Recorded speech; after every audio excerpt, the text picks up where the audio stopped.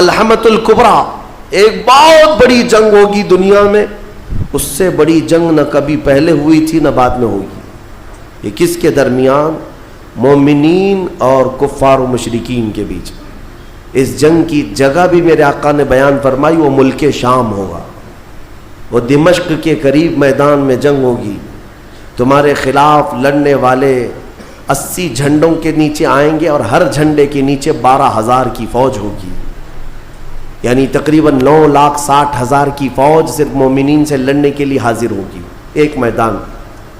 اس میں جو مومنین مسلمان جتنے جائیں گے، وہ کتنی تعداد ہے وہ اللہ بہتر جانے، لیکن میرے آقا نے فرمایا پہلے دن 1/3 حصہ میدان چھوڑ کر بھاگ جائے گا مسلمانوں کا، اور حضور پاک فرماتے ہیں وہ پورے روئے زمین کے سب سے بدترین لوگ ہوں گے، ان کی توبہ کبھی نہیں قبول ہوگی۔ جو میدان چھوڑ کر بھاگ چکے ہوں گے ان کی توبہ کبھی نہیں قبول ہوگی۔ دوسرے دن 1/3 جماعت، 1/3 جماعت مومنین کی شہید ہو جائے گی، سب قتل ہو جائیں گے، اور حضور فرماتے ہیں وہ روئے زمین کے سب سے اعلیٰ قسم کے شہداء ہوں گے، سب سے افضل شہداء ہوں گے۔ اور میرے آقا صلی اللہ علیہ وسلم فرماتے ہیں 1/3 حصہ مسلمانوں کا باقی ہوگا، اللہ رب العزت اسی ٹکڑے کو فتح عظیم عطا فرمائے گا، فتح سے ہمکنار ہوں گے۔ اور اس کے بعد قسطنطنیہ فتح ہوگا، قسطنطنیہ فتح ہوتے ہی دجال ظاہر ہو جائے گا، دجال کا خروج ہوگا پوری دنیا میں۔ لیکن یہ بڑی جو علامتیں میرے آقا نے بیان فرمائی کہ دجال کا ظاہر ہونا، اس بڑی جنگ کا ہونا، یہ قسطنطنیہ کا فتح ہونا، ان سب کی اسٹارٹنگ کہاں سے ہوگی؟ وہ بیت المقدس سے۔ اس لیے بیت المقدس کو سمجھنا ہمارے لیے بہت ضروری ہے۔ آج یہودیوں کے تسلط میں ہے بیت المقدس، ان ظالم اور غاصب یہودیوں کے پنجوں میں ہے بیت المقدس، اور یہ آج کی مارکہ آرائی نہیں ہے۔ بیت المقدس کے اندر یہ مارکہ آرائی، جھڑپیں ایک دوسرے کے ساتھ پچھلے 4000 سال سے چل رہی ہیں، آج کی نہیں ہے، یہ 4000 سال پرانی تاریخ ہے بیت المقدس کی۔ اور بیت المقدس جو آج فلسطین کی سرزمین پر واقع ہے، جس شہر میں وہ واقع ہے اس کو یروشلم کہتے ہیں، اور یہ حضرت ابراہیم علیہ السلام کا آباد کیا ہوا ہے۔ سیدنا ابراہیم علیہ السلام عراق کے رہنے والے تھے، عراق کے دریائے فرات کے قریب ایک چھوٹی سی بستی تھی بابل کے قریب، وہاں سے ہجرت کر کے ابراہیم علیہ السلام فلسطین آئے اور وہاں ان کی اولاد ہوئی۔ ابراہیم علیہ السلام پوری دنیا میں 2 مقدس سرزمینوں کو آباد کرنے والے نبی ہیں۔ حضرت ابراہیم علیہ السلام سے ایک بیٹے پیدا ہوئے اسحاق علیہ السلام، اسحاق علیہ السلام کو حضرت ابراہیم علیہ السلام نے فلسطین میں آباد کر دیا، اور دوسرے بیٹے ابراہیم علیہ السلام کے سیدنا اسماعیل علیہ السلام، اور حضرت اسماعیل علیہ السلام کو مکۃ المکرمہ میں آباد کیا۔ ابراہیم علیہ السلام کے 2 بیٹے 2 مقدس سرزمینوں کو آباد کرنے والے ہیں، ایک مکہ کو آباد کرتے ہیں اور ایک فلسطین بیت المقدس کو آباد کرتے ہیں۔ اور بنی اسرائیل اسی خاندان کو کہتے ہیں۔ ابراہیم علیہ السلام کے نیچے جو خاندان آیا، حضرت یعقوب علیہ السلام کی اولاد، اور تقریباً سارے انبیاء کرام علیہ السلام جو بنی اسرائیل کے ہیں وہ اسی فلسطین کی سرزمین میں پیدا ہوتے رہے، یا پھر ہجرت کر کے وہیں آئے۔ بڑے بڑے اگر نبیوں کا نام میں اگر ذکر کروں، یہ سب فلسطین میں ہیں۔ حضرت ابراہیم علیہ السلام، حضرت اسحاق علیہ السلام، حضرت یعقوب علیہ السلام، حضرت یوسف علیہ السلام، حضرت داؤد علیہ السلام، حضرت سلیمان علیہ السلام، حضرت زکریہ علیہ السلام، حضرت موسیٰ علیہ السلام، حضرت عیسیٰ علیہ السلام، حضرت یحییٰ علیہ السلام، یہ سب کے سب وہیں بیت المقدس کے ارد گرد آباد۔ وقت کے جلیل القدر پیغمبر، بلکہ یہ رسولان اعظام ہیں، یہ سب فلسطین کی سرزمین پر آباد رہے۔ اس سے آپ اندازہ کر سکتے ہیں کہ وہ زمین کتنی برکت والی ہوگی، وہ زمین کتنی متبرک ہے۔ اور اس زمین کی چھوٹی سی اگر میں آپ کو تاریخ بتاؤں تو ابراہیم علیہ السلام کی اولاد کے آباد ہونے کے بعد بنی اسرائیل یہ سرکش قوم ہے، سرکش قوم ہے، بنی اسرائیل. یہ ادھر ادھر بھاگ کر چلے گئے, فلسطین میں آباد نہیں رہے, برسوں بھاگے پھرتے رہے. پھر موسیٰ علیہ السلام کا جب زمانہ آیا تو اللہ تعالیٰ نے آپ کو حکم دیا, اے موسیٰ آپ اپنی قوم کو لے کر اس ارض مقدس میں جائیں. مقدس سرزمین, قرآن میں بھی اللہ نے اس کو مقدس سرزمین فرمایا. یا قوم ادخلوا الارض المقدسہ. موسیٰ علیہ السلام نے کہا ہے میری قوم چلو مقدس زمین پر جاتے ہیں, اور پیٹ پھیر کر بھاگنا مت ورنہ خسارے میں آؤ گے, نقصان میں آؤ گے. جو اس مقدس سرزمین سے پیٹ پھیر کر بھاگے گا وہ بڑے گھاٹے میں رہے گا. قرآن کا فرمان ہے. ان کی قوم جو ہے موسیٰ علیہ السلام کی, اس نے جواب کیا دیا جانتے ہیں؟ بیت المقدس کی طرف موسیٰ علیہ السلام بلا رہے تھے تو وہاں ایک دوسری قوم آباد تھی, قوم عمالقہ. وہ اونچے چوڑے لوگ تھے, بڑے ہٹے تگڑے لوگ تھے. موسیٰ علیہ السلام کی قوم گھبرا گئی اور کہا کہ ہم نہیں آئیں گے. قالوا انا لن ندخلها ابدا ما داموا فيها. جب تک یہ قوم اس سرزمین پر ہے ہم نہیں آئیں گے, ہم نہیں آئیں گے. موسیٰ علیہ السلام بلانے لگے, چلو ان سے لڑائی کریں گے, اللہ تعالیٰ فتح عطا کرے گا. تو انہوں نے کہا اذهب انت وربك فقاتلا انا هاهنا قاعدون. موسیٰ آپ اور آپ کا خدا جا کر اس قوم سے لڑے, ہم بیٹھ کر دیکھیں گے لڑائی کیسی ہوتی ہے. ان کی قوم کا جواب یہ تھا. تو موسیٰ علیہ السلام نے اللہ رب العزت کی بارگاہ میں اپنا عذر پیش کیا تو رب تعالیٰ نے فرمایا, اللہ تعالیٰ نے اب سزا کے طور پر اس قوم کے اوپر فرماتا ہے فَإِنَّهَا مُحَرَّمَةٌ عَلَيْهِمْ 40 سَنَةً يَتِيهُونَ فِي الْأَرْضِ. اب 40 سال تک ان میں کا کوئی بندہ اس مقدس سرزمین پر داخل نہیں ہو سکے گا. اللہ نے حکم فرمایا 40 سال ان پر یہ زمین حرام کر دی گئی, وہی بنی اسرائیل پر اندر آ نہیں سکو گے اس بیت المقدس پر. اور اس کے بعد رب تعالیٰ نے فرمایا یہ بھٹکتے رہیں گے 40 سال. یتیہون فی الارض, میدان تیہ, یہ صحرائے سینا آج بھی مصر کے وادیوں میں ہے. ہم گئے دیکھیں, پہاڑیوں کا ایک سلسلہ ہے, 100 کلومیٹر دور تک چین ہے پہاڑیوں کی, پہچان نہیں پائیں گے. اگر کسی ایک پہاڑی کے بیچ میں چھوڑ دیا جائے تو زندگی پر بھٹکتا رہے. تو اس بنی اسرائیل کو ان پہاڑیوں کے بیچ میں چھوڑ دیا گیا, ان کو راستہ نہیں ملتا تھا. کب تک؟ 40 سال تک راستہ نہیں ملا, بھٹکتے رہے بھٹکتے رہے. وہ ان پہاڑیوں سے باہر آ ہی نہیں پاتے. ایک پہاڑ کراس کرتے سامنے سیم دوسرا پہاڑ نظر آتا, اس کو کراس کرتے تیسرا بھی سیم ویسا ہی نظر آتا. 40 سال گزر گئے بھٹکتے ہوئے. پھر موسیٰ علیہ السلام کی بھی وفات ہو گئی, ہارون علیہ السلام کی بھی وفات ہو گئی. اب یہ جتنے نافرمان تھے یہ مر گئے. ان کی جو نئی نسل آئی, چھوٹے جو بچے تھے, اب وہ جوان ہوئے تو ان کی سوچ مثبت تھی, فکر اچھی تھی. اس وقت اس بنی اسرائیل کے نبی یوشع بن نون تھے, حضرت موسیٰ علیہ السلام کے خادم بھی رہے, یہ اللہ کے نبی تھے. انہوں نے اپنی قوم کو اکٹھا کیا اور سب کے دلوں میں پھر بات ڈالی, آج سے 40 سال پہلے تمہارے باپ داداؤں پر بیت المقدس کی سرزمین حرام کر دی گئی تھی, اب چلو. تو انہوں نے کہا قوم عمالقہ اب بھی ہے, وہاں پر لڑائی ہوگی. انہوں نے کہا چلو میں تمہارے ساتھ ہوں. جب وہ نکلے بیت المقدس کے راستے پر, وہی ہٹے کٹے لوگوں سے ان کا مقابلہ ہوا, قوم عمالقہ سے.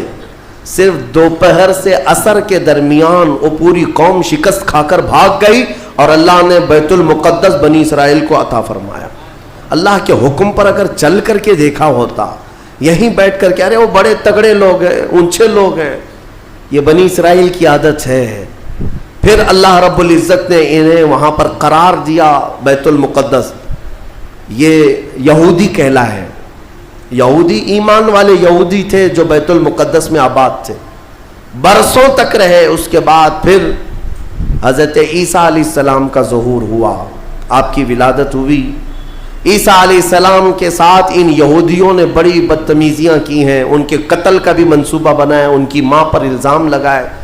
یہودی بڑی بدماش قوم, اور انہوں نے تقریباً 10,000 نبیوں کو قتل کیا ہے. اللہ کے نبیوں کو قتل کرتے تھے. اب اللہ رب العزت نے قرآن میں جن کے بارے میں فرمایا غضب اللہ علیہم، اللہ کا ان پر غضب ہے، اللہ کا ان پر غضب ہے، آج بھی غضب ہے، غضب ہے۔ تھوڑے دن ان کے ازدہار کے آتے ہیں، ترقی کے آتے ہیں، تو دنیا کو ایسا لگتا ہے پوری دنیا کے بادشاہ یہی ہیں، پھر رب تبارک و تعالیٰ انہیں اوندھے منہ پھر گراتا ہے۔ ذلت ان کا ساتھ قیامت تک نہیں چھوڑے گی، قیامت تک نہیں۔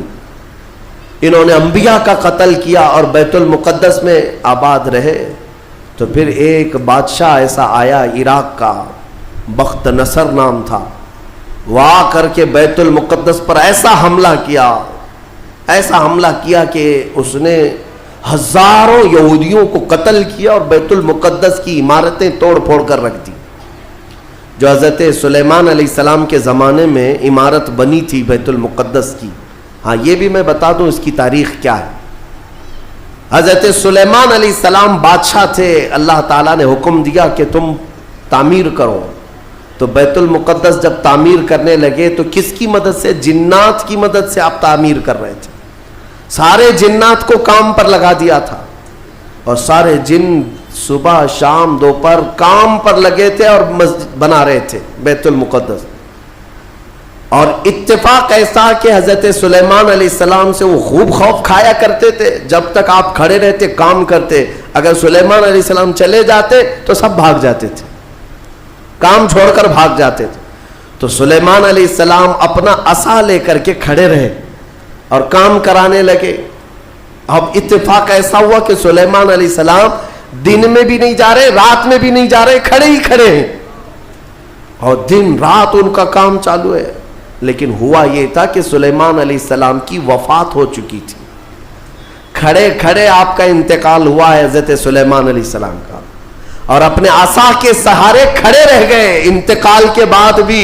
یہ صرف اور صرف نبوت کی شان ہے، یہ صرف نبیوں کی شان ہے۔ قرآن میں ہے، اللہ تعالیٰ نے فرمایا فلما تبینت الجن، جنات کو کب معلوم ہوا پتہ ہے؟ دیمک نے حضرت سلیمان علیہ السلام کی لکڑی کو کھا لیا، یہ جو عصا تھا دیمک کھا گئی، دیمک کھانے کی وجہ سے لکڑی ٹوٹی، تو لکڑی ٹوٹنے کے بعد حضرت سلیمان علیہ السلام زمین پر آ گرے، تب جنات کو پتا چلا ان کا تو کب کے انتقال ہو چکا ہے، اور اس وقت تک بیت المقدس کی تعمیر ہو چکی تھی، ہاں جس کو روایات میں ہیکل سلیمانی بھی کہا گیا ہے۔ بیت المقدس، ہیکل سلیمانی، یہ الگ الگ ووادت جو معاملات ہیں، میں اس کو پھر کبھی عرض کرتا ہوں۔ یہ تعمیر مکمل ہوئی اور وہی یہودیوں کے لیے مقدس جگہ، اور بخت نصر نے جس کو توڑا وہی ہیکل سلیمانی تھا، اور اس کے نیچے بہت ساری ان کی مقدس کتابیں جس سے جادو کرتے تھے وہ سب دفن کر دی گئیں، سلیمان علیہ السلام کی کرسی وہ بھی دفن کر دی گئی۔ آج بھی یہ یہودی جو کھدائی کر رہے ہیں اسی کرسی کو تلاش کرنے کے لیے، اپنی باقیات وہ جادو کی کتابیں تلاش کرنے کے لیے آج بھی یہ کھدائی کر رہے ہیں بیت المقدس کے ارد گرد۔ اور یہ جو تھرڈ ٹیمپل کہتے ہیں، تیسرا مندر تعمیر ہونا ہے، وہ تھرڈ ٹیمپل کا مطلب یہی ہیکل سلیمانی کو انہیں بنانا ہے، بیت المقدس کو ہدم کر کے، منہدم کر کے۔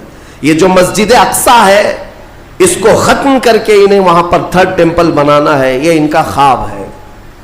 یہودی وہاں سے قتل ہوئے، عیسائیوں کا قبضہ آیا، عیسائی تقریباً 300 سال تک آباد رہے۔ پھر ایک بادشاہ آیا، ایران کا بادشاہ تھا خسرو، اس نے بدلہ لیا اور اس کے بعد یہودیوں کو پھر سے آباد کیا۔ پھر اس کے بعد ٹائٹس نام کا ایک عیسائی بادشاہ آیا، اس نے پھر دوبارہ بیت المقدس پہ حملہ کیا، اس نے قریب 1 لاکھ کے قریب یہودیوں کو پھر قتل کیا۔ یہ قتل کون کر رہا ہے؟ عیسائی یہودی، اور دہشت گرد کوئی اور ہے۔ ہاں پہلے زمانے کے دہشت گرد ہیں، یہ پرانے دہشت گرد، ایک ساتھ جینوسائڈ کرنا، جو نسل کشی کرنا، یہ یا تو عیسائیوں کا کام ہے یا یہودیوں کا کام ہے۔ ان کو قبضہ ملتا تھا تو ان کو مارتے، ان کو قبضہ ملتا تو ان کو مارتے۔ ٹائٹس نے پورا تباہ کر دیا۔ پھر بیت المقدس میں اس نے غلاظت ڈال دی، کچرے ڈال دیے، بہت کچھ برباد کرنے کے بعد یہودی وہاں سے نکل گئے. پھر میرے عزیزوں وہ عیسائیوں کا تسلط ویسا ہی برقرار رہا. کب تک؟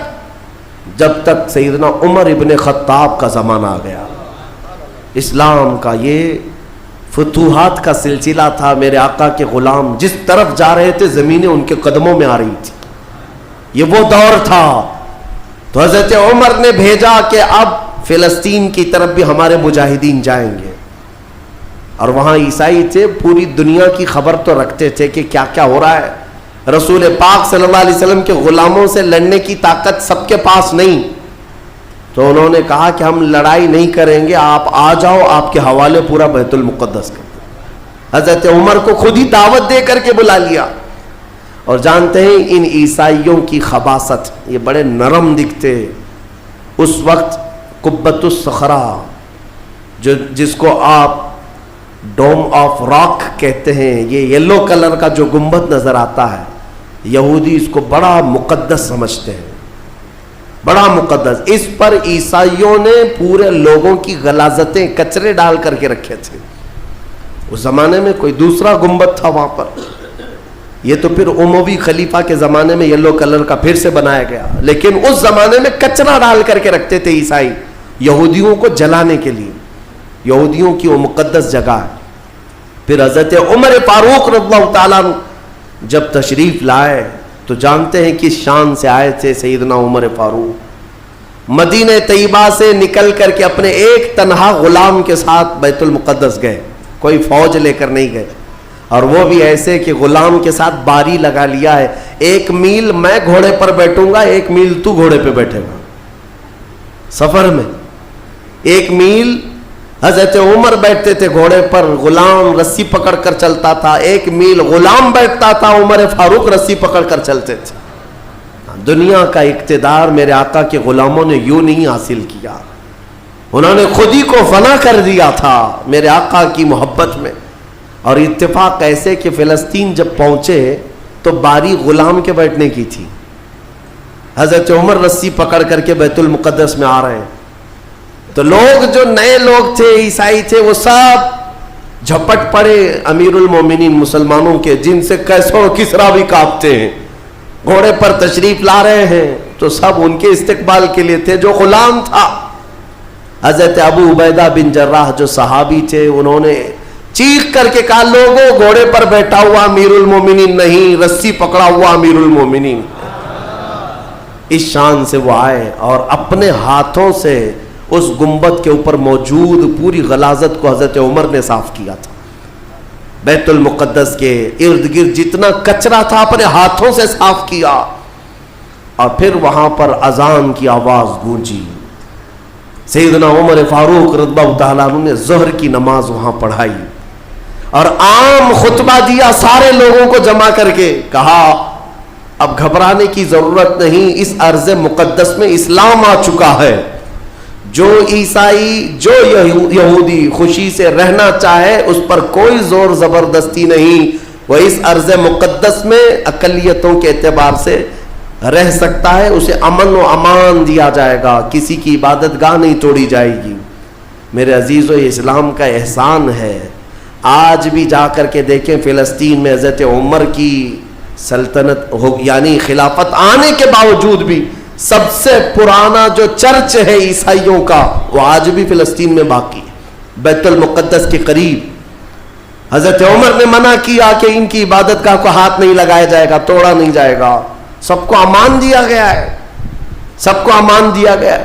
اگر ایسے ہی ہمارا تسلط ہر جگہ ہو اور ہم مندروں کو توڑنے والے ہوتے تو 700 سالوں میں پتہ نہیں کیا کیا صاف کر چکے ہوتے. اسلام اس کی تعلیم دیا نہیں, تمہیں آزادی دی ہے کہ جو تمہارے ماتحت ہیں انہیں اپنی عبادت کرنے دے دیا جائے. ذمیوں کو جو اپنے دین میں قائم رہنا چاہتے ہیں انہیں چھوڑ دیا جائے گا, انہیں مارا نہیں جائے گا. حضرت عمر فاروق رضی اللہ تعالیٰ عنہ کے زمانے سے لے کر بیت المقدس مکمل اسلام کے دائرے میں رہا. یہ تقریباً 200 سال تک چلا, تقریباً 200 سال تک. پھر خلفاء جو آئے, فاطمی خلفاء, عباسی خلفاء, سلجوقی خلفاء, جو خلیفے تھے آپس میں ہی لڑ مر رہے تھے دولت کے لیے, پیسے کے لیے, علاقے کے لیے. ان کی آپسی لڑائیوں کی وجہ سے دوبارہ کمزوری آئی مسلمانوں کے درمیان, اور پھر سے صلیبی طاقتیں عیسائیوں کا پھر سے غلبہ ہو گیا. پھر سے بیت المقدس کو انہوں نے ہڑپ لیا.